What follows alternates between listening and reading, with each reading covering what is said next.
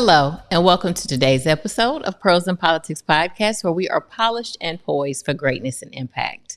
Thank you for joining us today. I'm Kahala, and I'm your host. Today, we are concluding our series on financial literacy. It's been an amazing series. We've talked about home ownership. We've talked about financial planning and business and estate planning with our families. And today, we conclude with Make It Make Sense with Regina Fowler, financial consultant, to help us be better stewards of our money and build wealth for generations to come. Hello. Well, hello. Thank Regina. You for inviting me. How are you? I'm doing good. Thank you so much. I'm glad to share my knowledge with your audience. Thank you so much. It is something that is so important and much needed. Like I said, we've talked about home ownership. We've talked about business and finance and business. And Ryan came and we talked about estate planning. Yes. And so now we want to talk about a holistic, pulling all of that together with your knowledge and your understanding with our listening audience on how to be good financial stewards. Yes, it's very important. Before estate planning, you have to be a good financial steward. So yes. So please tell us about yourself. Okay. Well, I'm Regina Fowler. I actually was born, raised, and lived in St. Louis all of my life. I am a product of the St. Louis City Public Schools, but I graduated from undergraduate school from Washington University with a degree in accounting. And right after graduating, I became a CPA. Took the CPA exam, became licensed, and I remain a licensed CPA today. I did get my MBA from UMSL, and I worked in corporate America all my life, as mainly, I grew to become over finance departments for several companies here in St. Louis. And I retired about 3.5 years ago. And I've been spending most of my time really advising people and groups on how to become good financial stewards, because everybody's interested in wealth and wealth management, but most people don't have wealth. And so my goal is to really encourage people to start with first things first, become a good steward, build some resources so that you can establish wealth. And so I spend time talking to groups and individuals on how they can manage their finances so that they can leave a legacy for their children and just enjoy life in general, especially as they get older and don't have all the stresses of college tuition and things like that. And so in my retirement, I've been doing that a lot. And also, just to plug this, I wrote a book, Simply Grateful. And it really highlights our journey, my family's journey to financial freedom and to where we are today. And it really lets people know that good financial management, good financial stewardship really works. And it helps us get to our end goal, which is to live life in financial freedom and have some wealth as well. So what made you choose finance? Like, what drove you from, was it a childhood thing? You were always good in math, or was it something that happened that you're like, oh, this will never happen again? Like, what led you into the area of finance? Well, it certainly was a fit for my personality. I mean, I'm very detailed oriented, and I love things to be in order. Decent and in order. Yeah, decent and in order. That's so, right. Yeah. And so I knew that business would work for me. But back when I was in college in the early 80s, not many African Americans were majoring in accounting. I was determined to become an accountant and a CPA. So when almost my friends were, general business majors, marketing majors, but I was not going to do that. I was going to be a CPA.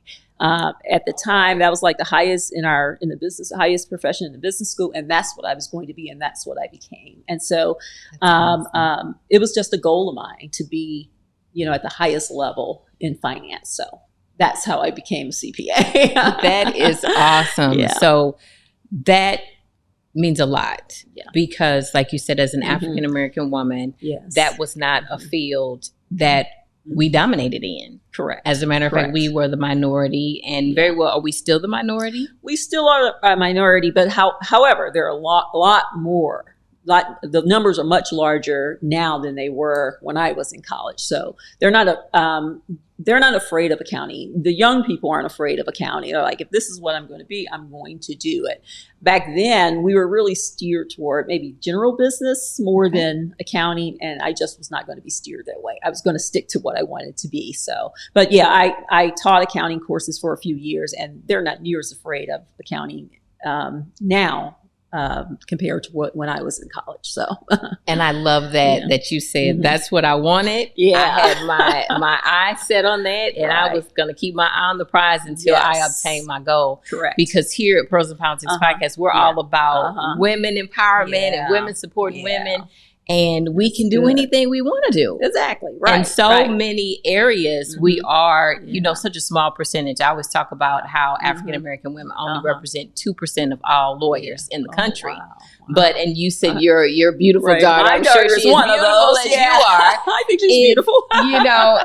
In that 2%. And so many people don't understand just in so many areas where we still have to make gains in terms of numbers, but we're still in those spaces, being heard, making change, and just doing excellent. And being leaders in our field, too. That's very important that we become leaders in our fields because we can guide the path for other young people.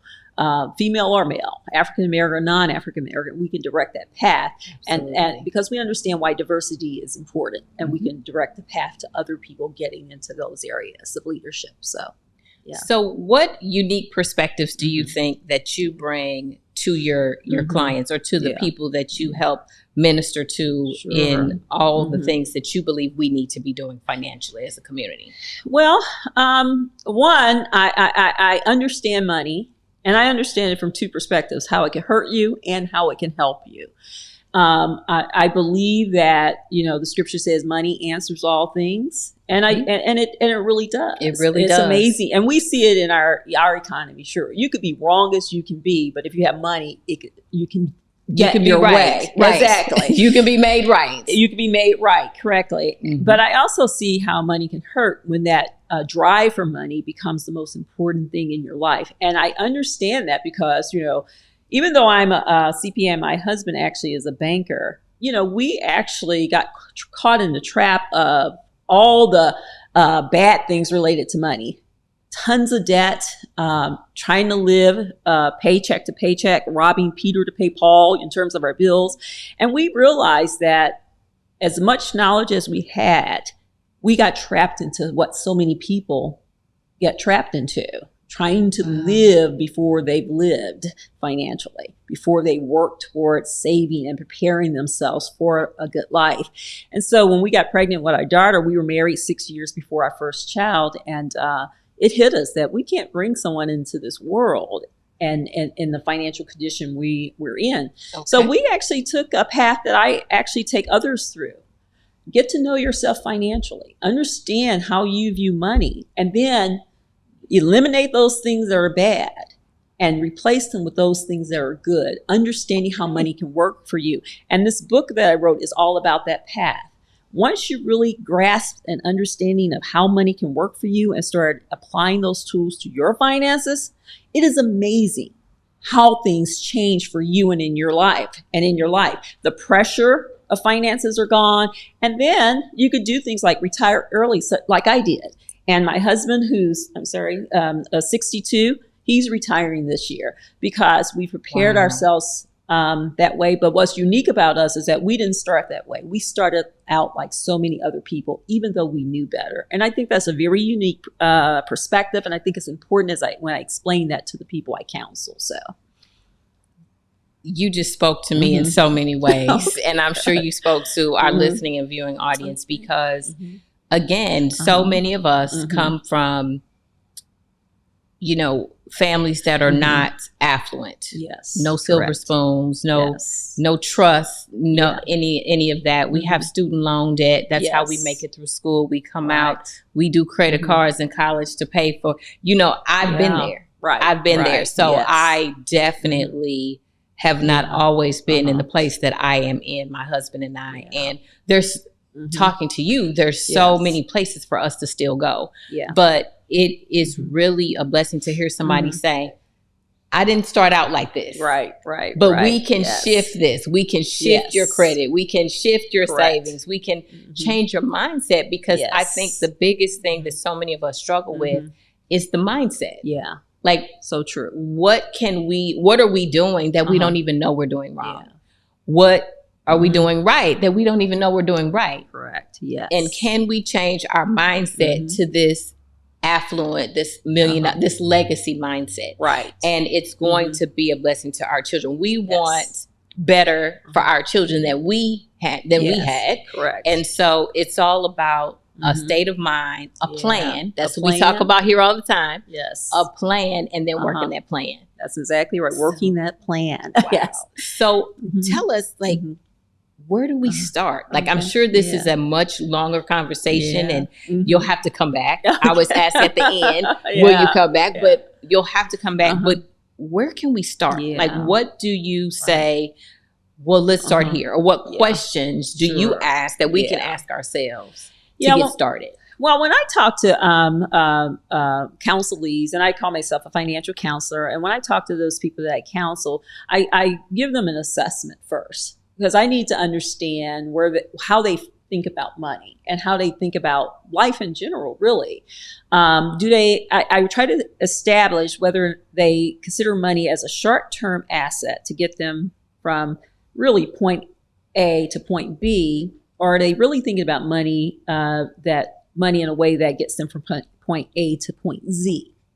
Most people think about money in terms of getting from point A to point B, which unfortunately translates often into living paycheck to paycheck. I was reading a statistic, and as of June, 61% of Americans are living paycheck to paycheck. And those making over $200,000, which is considered a reasonable salary in the United States, 6% of them are living paycheck to paycheck. So most people view money as an asset to get you from point A to point B, but those who are truly successful in their finances look more long-term and go talk about, how can what I do today get me to where I want to be in my 50s, in my 60s? How do I want to retire? Do I want to retire and basically have the, bare necessities of life and a little extra? Or do I really want to do things like have a vacation home, be more comfortable, have a vacation home? My husband and I are traveling to Las Vegas in a couple of weeks to look at vacation homes. So do you want those kind of things? And do you want those things without debt? So I think starting out assessing yourself and deciding, what do I really want? And then establishing that plan. Most people think budgeting is a terrible word, but budgeting really is about taking control of your finances and you directing your money to work for you. And knowing how you spend that money, knowing where that money is going, is absolutely as important. I mean, when you discover when I work with people and they discover how much they're paying for things like eating out at fast food places that really only get us fat, or paying interest when they're paying their debt, how much money every year they're paying in interest versus putting money in their 401k or investing that money, it becomes a shocker. And what it does is encourages people to make a change in their lives. And that's exactly what happened to my husband and I. Once we realized, wait a minute, we are in way too much debt, and we sat down and wrote everything down, our whole goal was make a change, make a change, make a change. And we did not make a change with the idea that, hey, one day we're going to be really, really comfortable. We made a change because we didn't want to be uncomfortable. So I try to guide people and help them understand they could get to a different point in their lives a lot sooner if they just evaluate themselves and if they just make a plan. So that's excellent. Point A to B or point A to Z. I love that because you're right. So many people are paycheck to paycheck, or just a little bit better than paycheck to paycheck. And A to Z, you can almost breathe thinking about it. Like there's comfort in saying, oh my goodness. So I am good from here until, like we just talked about, my 95-year-old grandmother, who's still going, right? Yeah, exactly. The very thought of being able to be comfortable with no financial worries from A to Z, and we don't even look at it that way. No. We've never had Regina come and say, would you rather be A to B or A to Z? And you're like, what is that? Right, and then you explain it just like you did. And you're like, wait a minute. I would be crazy not to want at least want the A to Z option, but it's scary. Like the thought not scary. It feels unattainable. Yeah, it feels unattainable at 45 or 35 or 25. It feels unattainable to be A to Z. Yeah. Right. And really getting there is interesting because it's not like you skip over C, D, E, and F. It's just that you are going through that path, but all along when you're at point C, D, or F, you're still thinking about Z, and you're preparing yourself for Z. And as you prepare, that point Z, as I'm calling it, comes a lot sooner than you realize. And so it's not like you're spending your whole life to get there. It's that because you've taken more control over your finances, you get there a lot sooner. And so once you get to Z, what do? Well, you start leaving legacies for your children, and you start leaving money for not-for-profits and things like that. And you just have that. And you do that as estate planning. You start adjusting estate planning to say, hey, well, my children don't need this much, so we want to identify some not-for-profits that we'd like to also leave some funds. And, my husband and I, we're updating our estate right now. And that's exactly what we've been doing. We're thinking that, we don't have to support our kids to do everything. We want them to leave them very comfortable, but we have enough that we can also help other organizations, other not-for-profits that are doing great work for lots of people. So what, it's like you've gotten this point Z, and it hits you, wow, there's point A, B, B, and all those things. And so you keep going. You never stop because you've reached a certain point. You just keep going and keep planning and making the money work for you. So, and then you start making your money work for others as well. Wow. That's all I can say. My mind is just absorbing all the things that you're telling us. Because again, it's so important because again, there are so many other communities that we are fully aware of that these principles have been in place for hundreds of years, right? Correct. And I think it was a couple weeks ago, I saw someone mention that certain cultures of people have a 100-year plan. Yeah. Right. And I think it was actually Pastor Jamal Bryant, I think it was, who had mentioned, there was a certain culture of people that have a 100-year plan. And he was like, and most of y'all ain't thought past Labor Day. He cracks me up, but he was telling the truth. Yeah, true. And so we really want to get to a point as individuals, as families, as communities, and as a culture of people, and as a world of everybody to be able to make sound financial decisions and for our future and for, like you said, the future of our children. Yes. So when it comes to community wealth building, like, what are your views or perspectives on how we as a community of people can make a shift? Yeah. Well, I mean, like you said, there are people who have 100-year plans. We have to apply many of those same principles that people have been using forever. I agree. About 8% of the U.S. Population are considered wealthy. But out of that 8%, a very small percentage of that are African American and other minorities. 76% of that 8% of those considered wealthy are actually white. And so, and we know that a lot of social sins have been committed and that put people behind. But we don't have to stay behind. Absolutely. Because we certainly have progressed better than our parents. And so we can do better, and then we could teach our children to do better. I think one of the things that's really important for our community is to not to rely on debt so much. And when I say that, I mean debt for miscellaneous things that don't add any value. I know when I counsel people, so many people are in debt, and it's really consumer debt, to get that next, handbag or get that next, watch or whatever. But then also things like homes, people get into so much debt for homes and maybe go a little bit above what they really should do. And they let bankers dictate what they should borrow versus taking control of their finances themselves and deciding, how much I'm going to borrow because this is what I'm really looking for long term. And I think as a community, if we start resisting the temptation of the wider society saying this is what you should have and you're able, we have to know that the reason they're making it available to us now when they didn't make it before is because we have so many resources that they want to attach themselves to. Yes. And we can keep a lot of that if we just resist them and save on our own. It's like my daughter, she bought a condo and my husband and I self-financed it for her. Why should you go to the bank? Pay us. We reduced the interest rate, pay us the interest. Why should you be paying them the interest? Exactly. We should prepare ourselves to do more of that in our community and start buying things like properties and investing in these properties and making them available to people, and not just properties in the worst communities, buy them in some of the nicer communities. Right. But prepare yourself to be able to do that. When my husband and I started buying properties, we had prepared ourselves. So when a great deal came along, we could say, ready. Well, we'll give you cash for that, but you got to bring it down $30,000 if you're going to get it. And so we were able to get these things, at bargain prices, but in great communities. So we just have to prepare ourselves.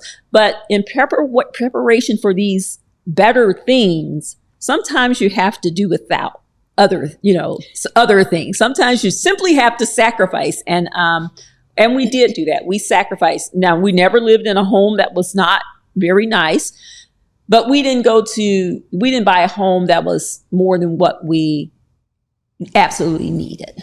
And now the space was huge, but we went into an up and coming area. Our second home was in an up and coming area versus, the top area. And then later we were able to move to the area that we ultimately wanted to.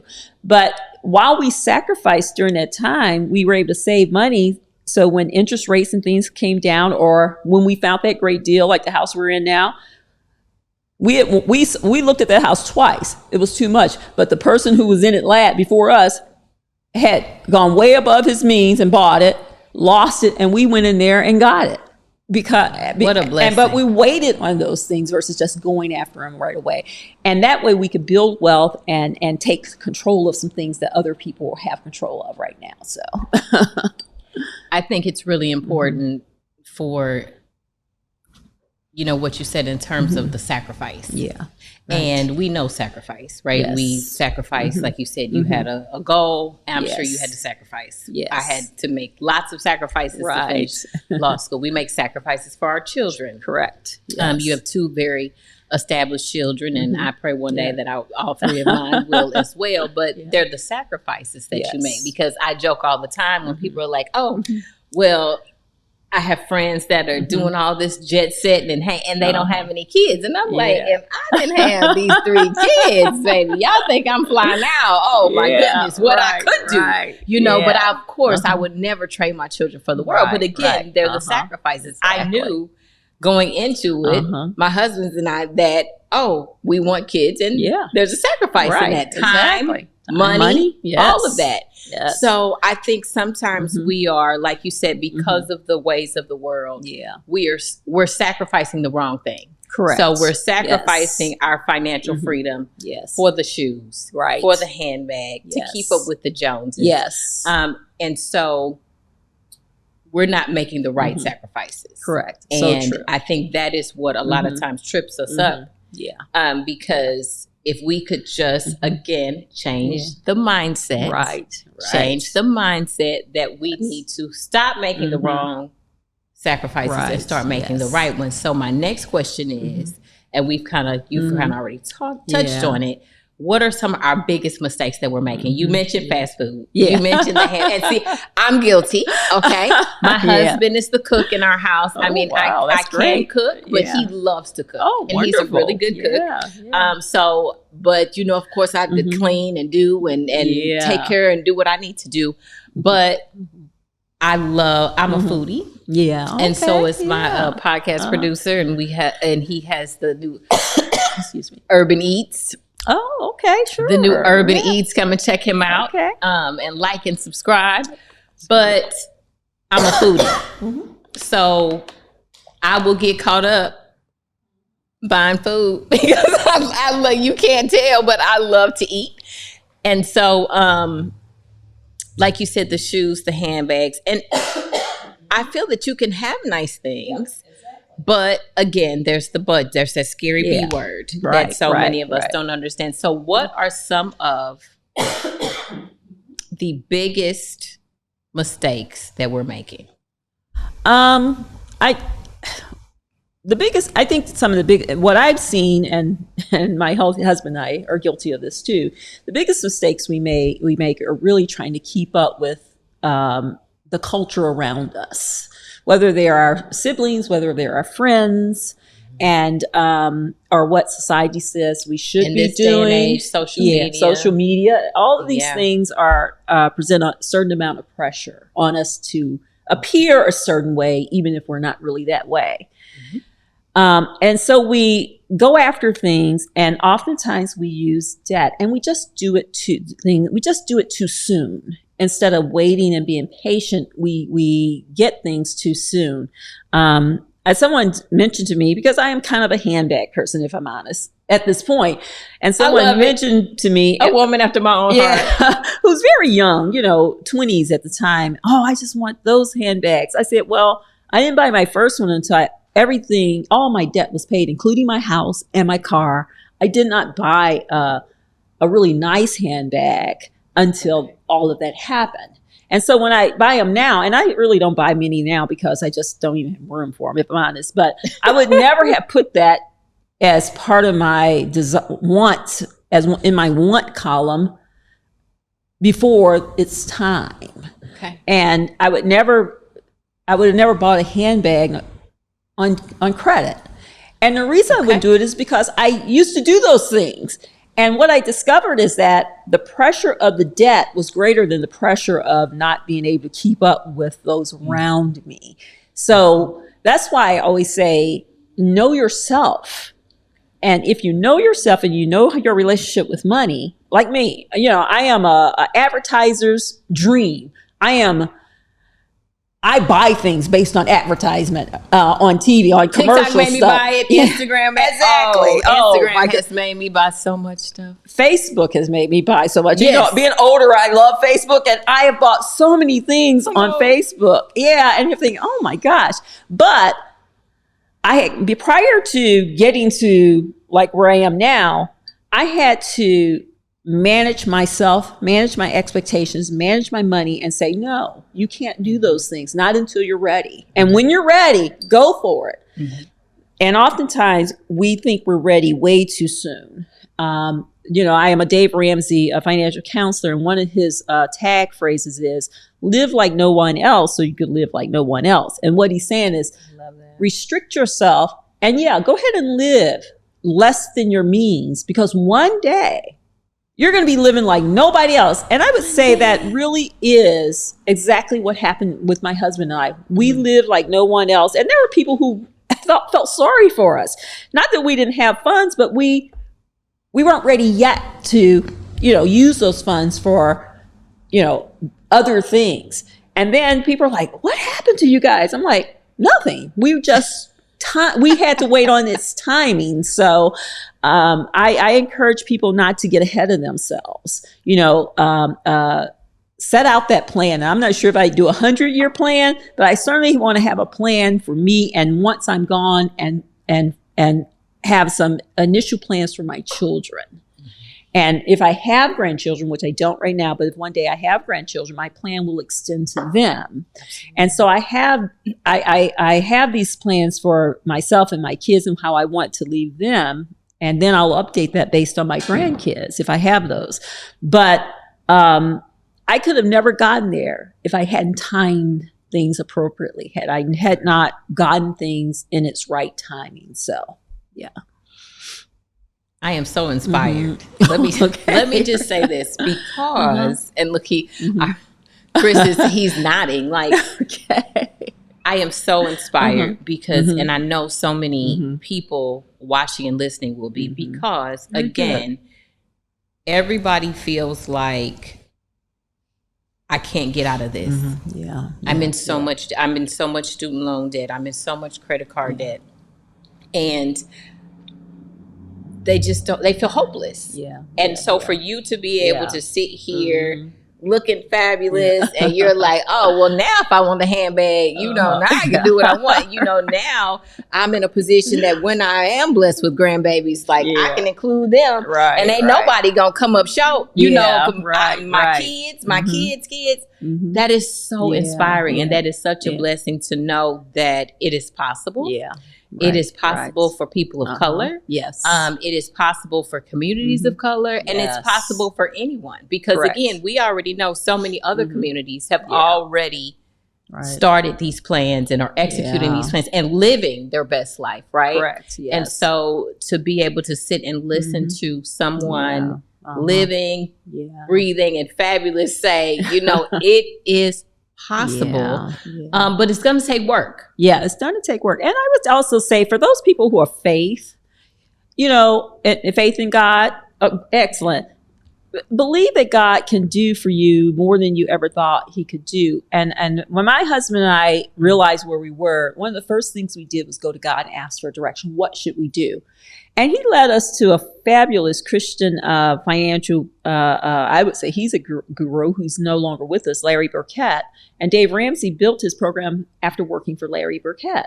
Okay. And so we took that advice and used that information to guide us to our financial in our financial success journey. But we also took faith with us, believing that God can do things. There's a scripture that I absolutely love that now unto him who's able to do exceedingly abundantly above all we can ask or think. Most people don't really get that scripture. It's saying that not only can he do abundantly, he will exceed abundant. He will exceed. And if you can think about how well things can be for you, you don't have an idea of what God can do because that's only what you can see. God does so much more for you than what you can imagine. And when we could grasp hold to that faith and kind of relax in God helping us do the impossible happens, but it's only impossible to us because our vision is limited. Finite. It's finite. We see through a glass in this life, and God sees it all. And I will say, and what I document in this book is things that God did for us were beyond extraordinary. Even preparing us for retirement when we had no clue what he was doing, putting my husband who started out in general banking, but in the kind of banking he is now, that generates wealth for anybody who's in that kind of banking. Only God did those things. And I write these stories down because God, if we would leave things to God, he actually prepares things so far in advance that we don't have an idea, and only we can mess it up if we start getting in the way. So if you think it's impossible and you have faith, connect those two. And you can relax a little bit more about the journey you're about to take, that journey to financial freedom. So, wow. And it can happen to anybody, but if you have faith, it just helps you relax.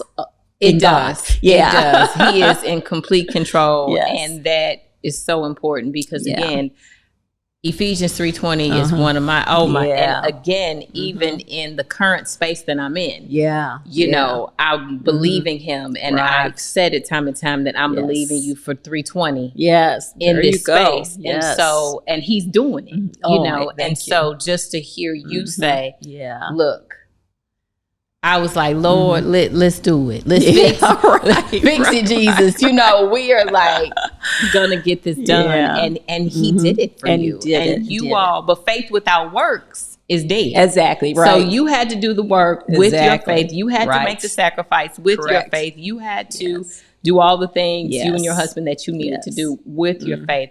Right. And look at you. Right. Faith, and I'm glad you brought that up. Faith without works. Because so many people just want. If the God could just send me all they just want the blessing. Yeah, and I'm like, there's a process. Even if he gave it to you, you would handle it exactly like you're handling things now. And it would, it would just be awful. So he wants to give it to the people who are going to be faithful, and that's what he does. Good stewardship. Good stewards, and he requires that we be good stewards. So, and that's for the people of faith. But I will tell you, good financial management is what all the financial people talk about, whether you're David Kramer or whomever, Susan Orman, I think is her name. All these people who talk about the exact same thing. Some put it from a biblical perspective and some don't use a biblical perspective. But the fact of the matter, they're the same principles. Be good stewards, be temperate in what you do. Take control. For those of us who have faith, we say, we're going to do what we have to do, but we're going to take it with faith. And then God said, okay, I'll handle a lot of things in the background for you. So as you work this thing out. So, and that sounds like a complete God moment when you were like, oh, we looked at that house and then we were like, but what he has for you, it is for you. Right. So it was for you, just for not us. in that season. And then what you say, you got exactly what you wanted in the right season and he made the price point perfect. So, I mean, to the point we were able to pay cash. We didn't have to go in and get any debt for it. And we did all the work we wanted to without going into debt at all. So, I mean, when God does it, he does it in an amazing way. So, wow. So, tell us where we can find your book. Okay, sure. The book is called Simply Grateful by Regina Fowler. And you can get it on Amazon.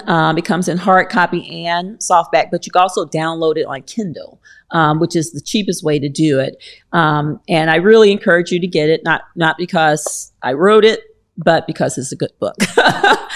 And I think you will enjoy it. And then the last 4 chapters really speak to specific principles of financial management, budgeting, giving, actually, the miracle of giving. And I have a chapter in there for married couples, how married couples can work together to produce this combined financial freedom. So. Awesome. And so how can people reach you? Okay, sure. Well, I do have a website now, and it's called www.simplygratefulbyreginafowler.com, or you can reach me through my not-for-profit, which is the letter C, the word hope, Ministry at gmail.com. So, okay. Hope Ministry at gmail.com. Correct. Wow. This was great. I know you all loved it because it was just fantastic. So much that you said, so much that you imparted that we needed. We needed. Everybody needs it, not just anyone who makes money, anybody who has bills to pay, anybody who got some kids or whatever needed the information that you gave us today. And I really hope you all reach out to Regina and reach out about, consulting or whatever. Thank you so much. Thank you for having me. I appreciate it. I am so grateful that Ryan connected us because this was amazing. Thanks, Ryan. And I've already asked you, will you come back? Of course I will. I love to do this. That is awesome. And so thank you so much for joining us today. You are amazing. Thank you so much. I really enjoy your program. This is amazing as well. Thank you. Thank you. And thank you for tuning in today to Pearls in Politics podcast, where we are polished and poised for greatness and impact. I hope you enjoyed today's episode and that always happens. Okay. And thank you for joining us today on Pearls in Politics podcast, where we are polished and poised for greatness and impact. We hope you enjoyed today's episode and you'll join us again next week. In the meantime, please like, love, share, and subscribe. And we'll see you then. Thank you.